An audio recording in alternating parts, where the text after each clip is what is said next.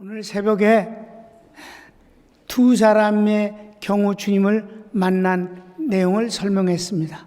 첫째는 막달라 마리아를 비롯해서 예수님 십자가에 못 박혀서 돌아가실 때까지 그 자리를 지켰던 여인들이 이제 안식일이 지났으니까 저희들이 움직일 수 있어서 그 첫 새벽에 주님의 몸에 향유를 발라드리기 위해서 출발을 합니다. 그런데 이들은 무모한 짓을 하는 것입니다. 왜냐하면 무덤 문을 열 수가 없어요. 여인들은 그 두껍고 큰 이 돌문을 열려면 여러 명의 장정들이 함께 붙어서 밀어야만 열리게 되는 것입니다. 그래서 걱정을 하면서 올라갔습니다.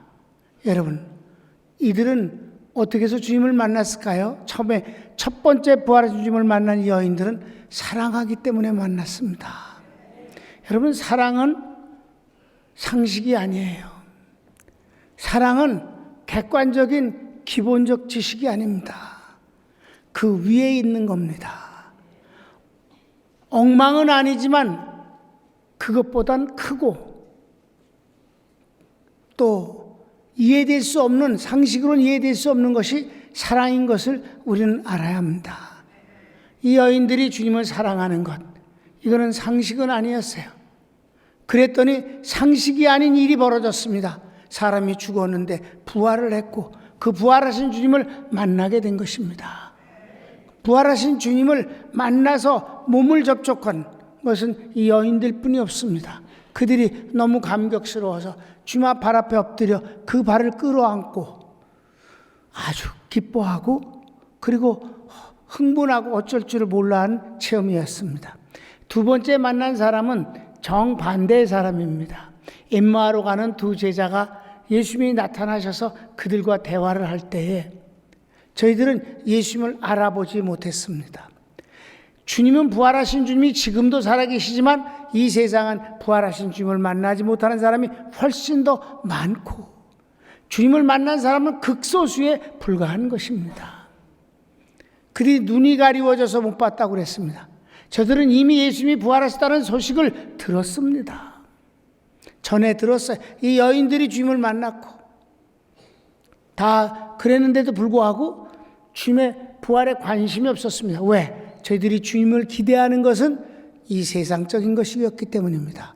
정치적 메시아가 돼서 그분이 권력을 잡고 왕이 되면 한 자리를 하고 싶다는 주님으로부터 다른 것을 기대했기 때문에 주님이 십자가에 죽으실 때 살든 안 살든 그게 중요한 게 아니라 십자가에 죽으심으로 그는 끝났다고 보는 것입니다.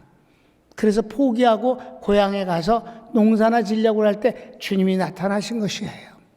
이런 사람은 어떻게 주님을 만날 수 있을까요?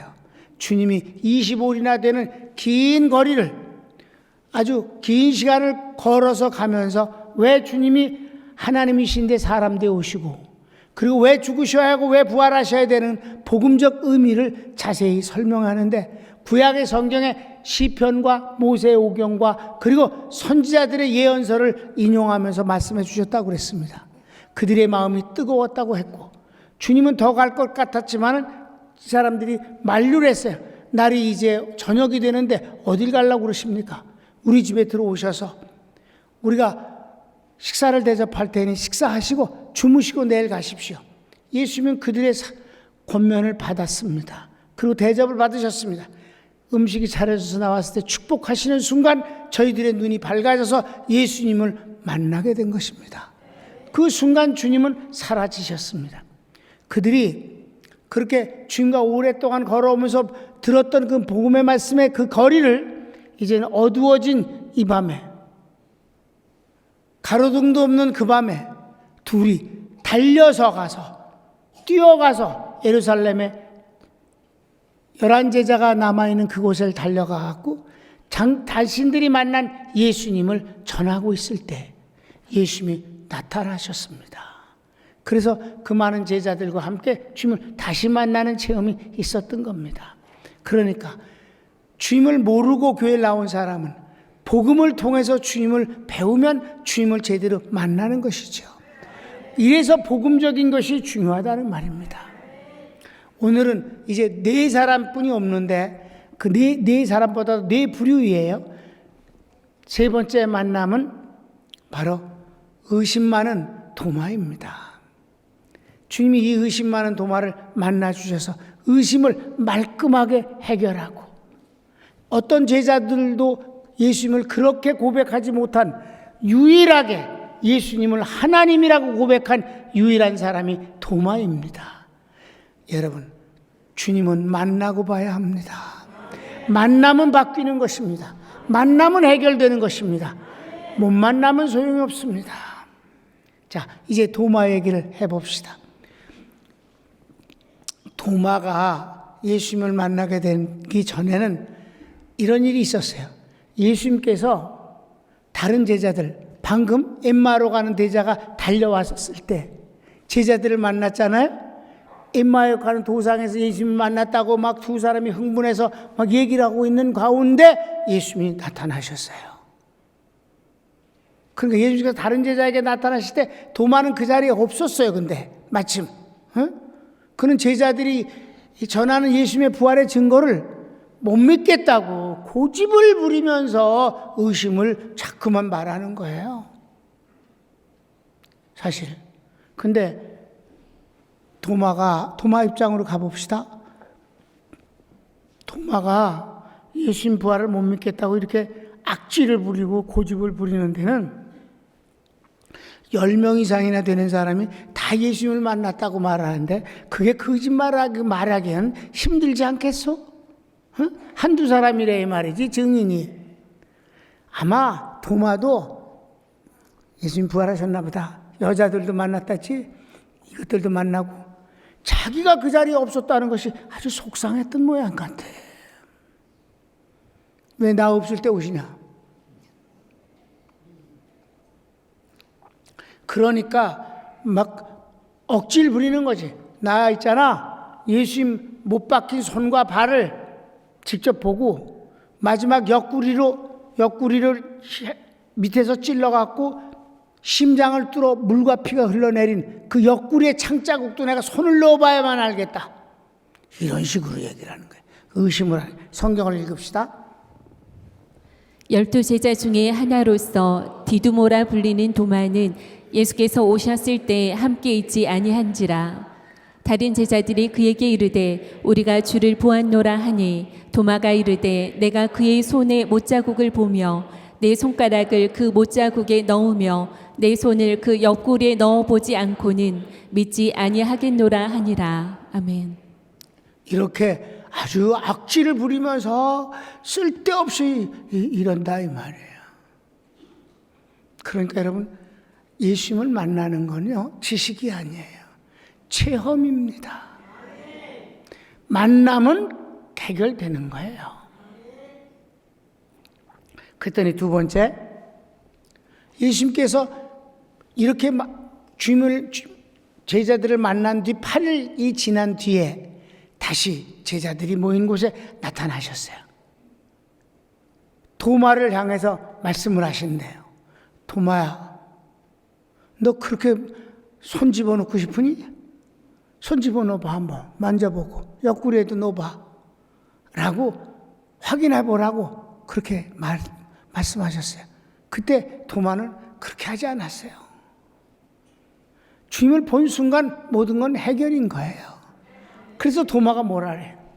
나의 주님, 나의 하나님이라고 그랬어요.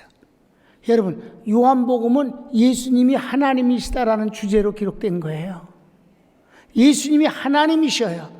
그 하나님이신 것을 이 의심 많은 도마가 악질 부리다가 마지막에 예수님의 생애 마지막에 부활하신 뒤에 예수님을 갖고 하나님이라고 고백함으로 요한복음의 주제를 그가 응답하게 한 것입니다. 성경을 한번 같이 보시겠습니다. 여드레를 지나서 제자들이 다시 집 안에 있을 때 도마도 함께 있고 문들이 닫혔는데 예수께서 오사 가운데 서서 이르시되 너희에게 평강이 있을지어다 하시고 도마에게 이르시되 내 손가락을 이리 내밀어 내 손을 보고 내 손을 내밀어 내 옆구리에 넣어보라. 그리하여 믿음 없는 자가 되지 말고 믿는 자가 되라. 도마가 대답하여 이르되 나의 주님이시여 나의 하나님이시니이다. 예수께서 이르시되 너는 나를 본고로 믿느냐 보지 못하고 믿는 자들은 복되도다 하시니라. 아멘. 여러분이 더 복된 사람들이오시다. 주님을, 이번 주제가 이 부활하신 주님을 만난 사람들이잖아요. 만남이 얼마나 소중한 것인가. 내가 선교사 제자들에게 복음을 전할 때 여러분이 사람을 구원하려고 하지 마십시오. 구원자 예수님을 전하십시오. 여러분들이 설교를 잘 준비해서 감동을 줘갖고 뭘 해결하려고 하지 마십시오. 그들이 주님을 만나게만 하십시오. 그들이 주님을 만나면 여러분들은 너무 애쓰지 않아도 됩니다. 나는 목회를 내가 무엇을 해결하려고 하지 아니하고 평강교회 성도들이 주님을 만나게 하는데 최선을 다합니다. 그래서 교회의 주제가 첫 번째 살아계신 하나님을 만나는 교회입니다. 만난 사람은 더 이상 나한테 이러쿵저러쿵 말하지 말라고 말합니다. 사도 바울이 말했습니다. 내게 이런저런 소리 하지 말라. 내게는 그리스도의 흔적이 있느니라. 주님을 만난 분명한 체험이 있으면 얘기는 복잡하지 않습니다. 매일같이 감동을 주고 매일같이 뭘 하려고 애를 쓰지 않아도 그가 만난 예수님을 사랑하며 살면 됩니다. 자, 이제 마지막 주인공 베드로입니다. 주님을 부인하고 좌절한 베드로에게 주님이 나타나셨는데 여러분, 베드로에 대해서는 좀 설명을 해야 돼요. 성경은 주님께서 다른 제자들을 만나시기 전에 베드로를 제일 먼저 만나셨다고 그러는 거예요. 그러니까 여자들이 주님을 만난 뒤 베드로가 예수님을 만났어요. 어디 성경을 한번 보십시다. 성경이 먼저 그랬다는 게 누가복음 곧 그때로 일어나 예루살렘에 돌아가 보니 11 제자 및 그들과 함께한 자들이 모여 있어 말하기를 주께서 과연 살아나시고 시몬에게 보이셨다 하는지라. 두 사람도 길에서 된 일과 예수께서 떡을 떼심으로 자기들에게 알려주신 것을 말하더라. 임마론 두 제자가 도착해서 부활하신 주님을 만났다는 얘기를 막 할 때 그때 주님이 나타나신 거잖아요. 그때 도마가 없었다고 그랬어요. 그죠? 그런데 여기서 뭐라 그랬어요? 이미 시몬에게 나타나셨다고 그랬어요. 시몬은 베드로입니다. 또 고린도 전서에도 보면 시몬 베드로가 주님을 먼저 만났다고 성경을 말씀하고 있어요. 성경을 볼까요? 게바에게 보이시고 후에 12 제자에게와 그 후에 500여 형제에게 일시에 보이셨나니. 부활하신 주님이 이렇게 게바에게 먼저 보이고 제자들을 얘기하는 거 여인들을 빼고 베드로에게 먼저 만나시고 제자들에게 두 번이나 나타나셨고 나중에 500명이나 되는 사람들 앞에서 승천하시는 바로 모습, 부활하신 주님을 확인해 주셨다. 그러면 여기 베드로가 벌써 지금 먼저 개인적으로 주님을 만났고 다른 제자들과 함께 두 번이나 만났어요. 최소한 3번을 만났는데도 불구하고 베드로가 주님을 만난 현장을 기록한 곳은 없으며 그 두 번의 제자들이 만났을 때도 베드로 존재가 드러나고 있지 않아요. 그는 수제자입니다. 그럴 리가 없는 일이거든요. 그런데 왜일까요? 이유가 있어요. 현장에 없는 베드로가 없는 왜일까요? 3번이나 만남이 있었는데도 불구하고 왜 베드로는 이렇게 나타나고 있지 않는가요? 여러분, 베드로는 3번 주님을 부인했어요. 통곡을 했습니다. 주님을 만나는 자체가 부끄러움이며 실망이고 자신에 대한 미움과 후회뿐이었습니다. 주님은 이 베드로를 어떻게 만나 주셨는가 보겠습니다. 먼저 주님이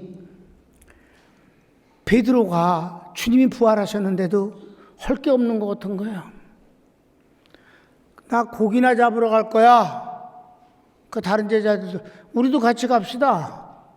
그래서 고기를 잡으러 갔단 말이에요. 부활하신 주님을 만나고도 흥분이 별로 없어. 고기를 잡으러 갔는데 고기가 안 잡히는 거에 밤새 고기를 잡아도 새벽이 밝아오고 있어요. 지쳤어요. 고기를 하나도 못 잡았는데 그때 주님이 바로 물가에 나타나셨어요. 주님인 줄 몰랐어요. 어두우니까. 주님이 외치셨습니다. 고기를 잡았느냐? 한 마리도 못 잡았습니다. 그때 주님이 말씀을 하십니다. 배 오른편에 그물을 내려보라. 아주 많이 잡게 됐어요. 이게 무슨 일일까요? 베드로를 처음 소명하실 때, 처음 베드로를, 아니 예수님을 베드로는 밤새워 만나갖고 대화를 나누고 이분이 그리스도다, 메시아다라고 확신을 갖고 있었어요. 그래도 그분과 나와의 관계는 특별한 관계는 아니었어요. 객관적으로 이분은 정말 메시아다라고 생각을 했을 뿐이에요. 그런데 하루 주님께서 많은 사람들이 예수님에게 말씀을 들으려고 몰려왔었을 때 마이크가 없을 때니까 베드로의 배를 빌려 타시고 물에 조금 떨어져서 무태 사람들이 전부 앉아있을 때 물에서부터 무추로 바람이 부니까 온도 차이 때문에 이게 크게 앰프 작용을 하잖아요. 그러니까 주님께서 베드로의 배를 빌리려고 했을 때 베드로가 두말할 것도 없지. 이미 잘 알고 있는 사이예요. 당연히 쓰십시오. 베드로의 배를 빌려 타시고 말씀을 마치셨을 때 베드로는 그 말씀을 들으면서 그물을 손질하고 있었습니다. 그때 주님이 말씀을 마치고 베드로에게 다가오셨습니다. 고기를 잡았냐? 밤새 그물을 내렸는데 이런 날은 없었습니다. 한 마리도 못 잡았습니다. 주님께서 다시 그물을 가지고 가서 좀 깊은 곳에 가서 그물을 한번 내려볼래? 베드로가 생각할 때 자기는 평생을 어부로 살았어요. 방금 전까지 밤새 내렸던 바로 갈릴리 호수입니다. 근데 또 가서 내리라고 지금 겨우 그물을 정리하고 있는데 또 내리면 또 그물을 정리해야 되는데 정리해서 말려야 되는데 베드로가 이렇게 대답했습니다. 믿어서가 아닙니다. 밤새 고기를 잡지 못했습니다마는 그렇게 말씀하시니 내가 가서 그물을 내리리이다. 주님의 말씀을 무시하지 않았어요. 왜? 그가 객관적으로 주님이 어떤 분인지 위대한 분인지를 메시아라고 믿었기 때문에. 그러나 고기 잡는 데만큼은 내가 한 수위가 아닐까라고 생각할지도 몰라요. 그러나 그렇게 말씀하시니 말씀에 의지하여 내가 그물을 내리겠나이다 라고 순종을 한 거예요. 그랬더니 어떻게 됐습니까? 너무 많은 고기가 잡혀서 자기 고기 배에는 다 실을 수가 없어. 배가 가라앉을 정도가 되니까. 그러니까 옆에 있는 배를 불러다가 나머지 고기를 나누어 싣고야 돌아왔다 이 말이에요. 자, 성경을 한번 누가복음 5장인데 읽어보십시다. 이걸 체험하게 한 거예요. 시작. 무리가 몰려와서 하나님의 말씀을 들을새 예수는 겟세바네 호숫가에 서서 호숫가에 배 두 척이 있는 것을 보시니 어부들은 배에서 나와서 그물을 싣는지라. 예수께서 한 배에 오르시니 그 배는 시몬의 배라. 육지에서 조금 떼기를 청하시고 앉으사 배에서 무리를 가르치시더니 말씀을 마치시고 시몬에게 이르시되 깊은 데로 가서 그물을 내려 고기를 잡으라. 시몬이 대답하여 이르되 선생님, 우리들이 밤이 새도록 수고하였으되 잡은 것이 없지만은 말씀에 의지하여 내가 그물을 내리리이다 하고 그렇게 하니 고기를 잡은 것이 심이 많아 그물이 찢어지는지라. 이에 다른 배에 있는 동무들에게 손짓하여 와서 도와달라 하니 그들이 와서 2배 채움에 잠기게 되었더라. 시몬 베드로가 이를 보고 예수의 무릎 아래 엎드려 이르되 주여 나를 떠나소서 나는 죄인이로소이다 하니 이는 자기 및 자기와 함께 있는 모든 사람이 고기 잡힌 것으로 말미암아 놀라고 세베대의 아들로서 시몬의 동업자인 야고보와 요한도 놀랐습니다. 예수께서 시몬에게 이르시되 무서워하지 말라. 이제 후로는 내가 사람을 취하리라 하시니 그들이 배들을 육지에 대고 모든 것을 보려 두고 예수를 따르니라. 아멘. 메시아인 줄 믿고 있었지만 그분의 제자가 되어서 주의 일을 하는 것은 이 만남을 통해서 되어진 일입니다. 이 일 후 베드로는 수제자가 되어서 다른 제자들의 리더 노릇을 하면서 주님과 함께 있다가 맨 마지막에 주님을 부인함으로 모든 것을 다 엉망진창으로 만들었다고 생각하니까 그는 얼마나 슬프고 자신이 원망스럽고 좌절했겠습니까? 부활하신 주님을 똑바로 뵐 수가 없었던 거죠. 그냥 끼어서 있었을 뿐입니다. 그런데 주님이 그를 찾아오셔서 그에게 뭘 깨닫게 하신 거예요? 내가 너를 지금도 사랑한다. 내가 지금도 너를 내 제자로서 너를 쓰기를 원하고 너는 나를 떠날 수 없다. 내가 너를 떠나지 않으니까. 라는 걸 확인해 주시는 것이 고기 잡는 이 체험을 다시 한번 하게 해 주시는 거지요. 믿습니까? 그래서 이 체험을 다시 한번 함으로 주님이, 나의 주님이, 처음에 날 부르셨던 주님이 지금 또 나를 그렇게 부르시는구나. 그분은 변함이 없으시다. 라는 걸 체험했다 이 말입니다. 자, 성경을 읽읍시다. 날이 새어갈 때 예수께서 바닷가에 서셨으나 제자들이 예수이신 줄 알지 못하는지라. 예수께서 이르시되 얘들아 너희에게 고기가 있느냐 대답하되 없나이다. 이르시되 그물을 배 오른편에 던지라 그리하면 잡으리라 하시니 이에 던졌더니 물고기가 많아 그물을 들 수 없더라. 예수께서 사랑하시는 그 제자가 베드로에게 이르되 주님이시라 하니 시몬 베드로가 벗고 있다가 주님이라 하는 말을 듣고 겉옷을 두른 후에 바다로 뛰어내리더라. 아멘. 성경이 아주 자세한 그 현장을 기록하고 있어요. 지금까지 베드로가 주님을 만난 현장이 없었어요. 3번이나 만났는데 기록할 게 없었다. 내용이 없었다. 그런데 여기서는 아주 자세하게 기록하는 거예요. 고기를 잡았냐? 없습니다. 배 오른편에 그물을 던져보라. 던졌더니 힘이 많이 거쳤어요. 옛날 생각이 이미 떠올랐어요. 그런데 사랑하는 제자라고 하는 건 누구예요? 사도 요한이죠. 사도 요한이 제일 먼저 알아보는 거죠. 사랑하는 사람은 알아보는 겁니다. 나는 그 펭귄들이나 물개들이 그 수만 마리가 있는 데서 똑같이 생겼구만은, 똑같이 우는 소리도 같구만. 어떻게 그 우는 소리를 듣고 돌아온 애미가 그 새끼를 만나는지 참으로 하나님의 역사는 놀랍다고 생각해. 사랑은 만나게 돼 있어. 알아보는 거예요.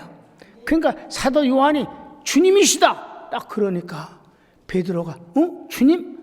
그리고는 옷을 벗고 조업을 했던 모양이에요.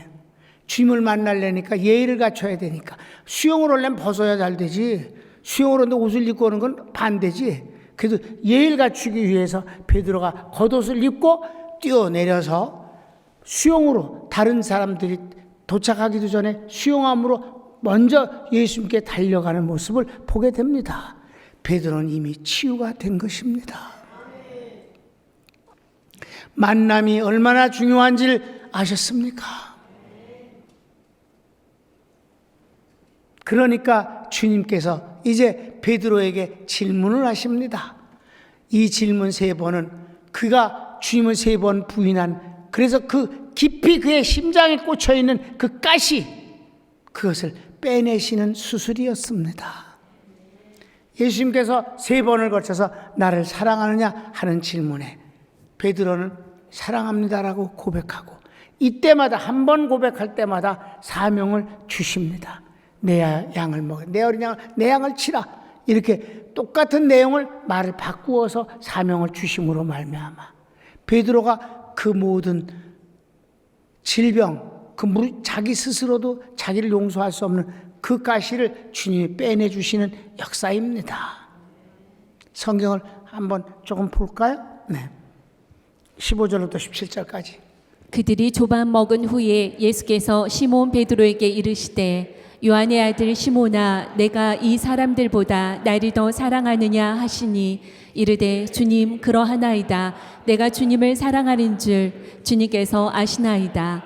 이르시되 내 어린 양을 먹이라 하시고 또 2번째 이르시되 요한의 아들 시몬아 내가 나를 사랑하느냐 하시니 이르되 주님 그러하나이다. 내가 주님을 사랑하는 줄 주님께서 아시나이다. 이르시되 내 양을 치라 하시고 3번째 이르시되 요한의 아들 시몬아 내가 나를 사랑하느냐 하시니 주께서 3번째 내가 나를 사랑하느냐 하심으로 베드로가 근심하여 이르되 주님 모든 것을 아시오매 내가 주님을 사랑하는 줄을 주님께서 아시나이다. 예수께서 이르시되 내 양을 먹이라. 아멘. 아멘. 이렇게. 근데 여기서 원어를 보면 좀 더 실감나고 재미있어요. 주님이 처음에 2번을 내가 나를 사랑하느냐 할 때는 아가파스메라고 해서 아가페의 사랑으로 나를 사랑하느냐 그랬어요. 택도 없는 소리입니다. 우리는 아가페 사랑을 할 수가 없는 존재예요. 그래서 우리는 그분을 닮을 수가 없습니다. 예수님은 하나님이시라 하나님의 사랑으로 우리를 사랑하지만 그 순수하고 고결하고 거짓 없는 그 사랑을 우리는 할 수가 없어요. 아예 갖고 있질 못합니다. 그 아가페에 상대되어지는 필레오스라는 단어, 인간의 그 하나님의 사랑에 상대되는 조금 연약한 사랑입니다. 그래서 베드로는 뭐라고 대답했는데 필로세, 나는 아가페 사랑으로는 주님을 사랑하지 못합니다. 내가 아가페 사랑으로 주님을 사랑하면 내가 부인했겠습니까? 그랬더니 주님이 알았다. 그리고 사명을 주셔요. 2번째 또 아가파스메? 그러니까 또 두려워서 아닙니다. 필로세. 인간적인 사랑으로만 사랑할 수밖에 없습니다. 그러나 주님은 아십니다. 3번째 주님이 말을 바꿨어요. 필레스메? 그러면 너 진짜 인간적인 사랑으로 나 사랑하는 거야? 그랬더니 걱정을 한 거예요. 베드로 3번째는 아가페 사랑이 아니라 인간적인 사랑으로 사랑하냐고 물으니까 이 자기 자신도 이게 어떻게 된지 모르니까 주여 주께서 모든 것을 아시지 않습니까? 내가 부족하지만 인간적인 면에서 주님을 사랑하는 줄 주님은 아십니다. 그랬더니 주님이 알았어 내 양을 먹이라. 이렇게 사명을 주셨다는 거예요. 그래서 마지막으로 어떻게 될까? 3번째 베드로는 이제 주님이 끝나신 뒤에 이제 베드로의 앞날을 말씀하시는 거예요. 예언을 해주시는 거예요. 너 젊어서 네 마음대로 막 살았어 이렇게 하고 네 의지대로 내 용기대로 그래서 네가 네 마음대로 날 사랑하고 그러다가 실패하고 그랬어. 근데 앞으로는 있잖아. 내가 늙으면 나를 위해서 순교하게 될 거다. 네 생명을 내게 줄 거야. 라고 말씀을 하시니까 베드로가 얼마나 좋아하는지. 죽는다고요? 그건 생각해 봐야겠는데 이러지 않았어요. 너무너무 그 순교의 영광을 기뻐했다 이 말입니다. 이게 바로 주님이 만나주신 베드로가 변화되는 모습이에요. 한번 성경을 읽고 마치겠습니다. 내가 진실로 진실로 내게 이르노니 내가 젊어서는 스스로 띠띠고 원하는 곳으로 다녔거니와 늙어서는 내 팔을 벌리리니 남이 내게 띠띠우고 원하지 아니하는 곳으로 데려가리라. 이 말씀을 하심은 베드로가 어떠한 죽음으로 하나님께 영광을 돌릴 것을 가리키심이로라. 이 말씀을 하시고 베드로에게 이르시되 나를 따르라 하시니. 아멘. 너무 완벽한 만남입니다. 자, 오늘 새벽과 오늘 낮 예배를 통해서 부활하신 주님을 만난 네 부류의 사람을 보았습니다. 부활하신 주님을 만남 자체가 복입니다. 주님을 만나는데 나쁜 일은 없는 것입니다. 그러니까 어떻게 돼야 되겠어요? 자주 만나야 되겠지. 옛날에 한 번 만난 추억으로 끝나는 게 아니라 그분은 살아계신 분이니까 사랑하는 사람은 매일 보는 거 아니에요? 사랑하는 사람을 가족이라고 그러잖아요. 가족은 매일 만나는 거예요. 자주 보는 거예요. 사랑하는 여러분, 난 우리 평강교인들이 예수님을 추억의 사랑으로 담아두지 아니하고 오늘도 만나고 내일도 만나고, 그리고 마지막 주님이 재림하실 때 우리를 불러서 휴거되어서 낙원에서 만났을 때 그 얼굴이 낯설지 않기를 바랍니다. 반갑고 기쁘고 그리고 흥분되기를 원해요.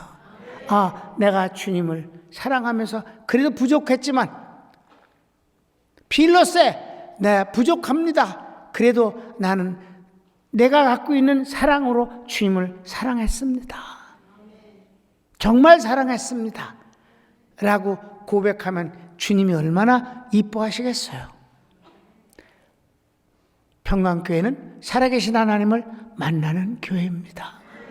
그 하나님을 경외하고, 그러면 하나님이 은혜와 축복과 상급을 주시고 몸과 마음과 그리고 영과 환경까지 치료해 주셔서 우리는 주님의 일을 하면서 선교하는 교회로 남을 것입니다.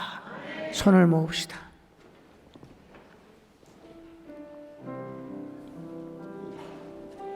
여러분이 하나님 앞에 기도할 것이 있을 것입니다. 주님, 나는 주님의 사람이며 내 안에 주님이 계십니다. 만남이 자주 있는 건 당연한 일입니다. 특별히 예배 때마다 주님을 만나게 하소서. 주님을 섬길 때 주님이 곁에 함께 도우시며 함께 했기를 원합니다. 다 같이 주여 한번 부르기도 합니다. 주여, 사랑하는 주님.